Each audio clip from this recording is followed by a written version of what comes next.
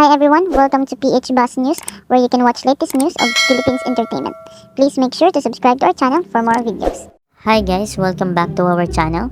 Pag-uusapan naman natin ngayon si Loisa Adalio at si Ronnie Alonte. Si Loisa at Ronnie nga ay isa sa mga artista ng ABS-CBN.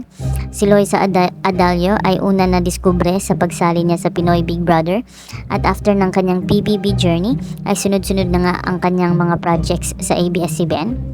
Si Ronnie naman ay nadiskubre na naging member ito ng Hashtag, isang dance group sa palabas na It's Showtime.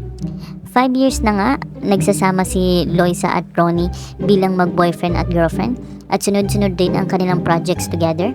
At ngayon nga ay kasama sila sa teleserye na Pira-Pirasong Paraiso, kasama sina Charlie Dizon, Elise Hoson, Alexa Ilagad, at sana ay suportaan natin ito.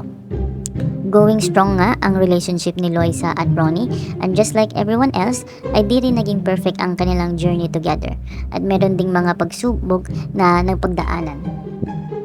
Pero nga daw time na nanloko daw itong si Ronnie Alonte kay Loisa at di daw naging loyal, ngunit hindi daw umano nahirapan si Loisa Adalio na patawarin at bigyan ng second chance si Ronnie matapos itong magkamali. Para sa dalaga, napakadaling magpatawad, lalo na kung nakikita niyang sincere at totoo ang paghingi ng sorry ng taong nagkasala sa kanya, at kung agad umamin sa mga nagawa nilang pagkakamali. Ayon kay Loisa, pinatawad niya si Ronnie nang minsan itong nagkamali at madiin sa issue ng cheating o panloloko, dahil hindi na ito nag-deny pa at umamin agad ng totoong minsan ay hindi siya naging tapat sa kanilang relasyon. Sabi ni Loisa, para sa akin, choice talaga yun kasi wala rin naman talagang perfect na tao.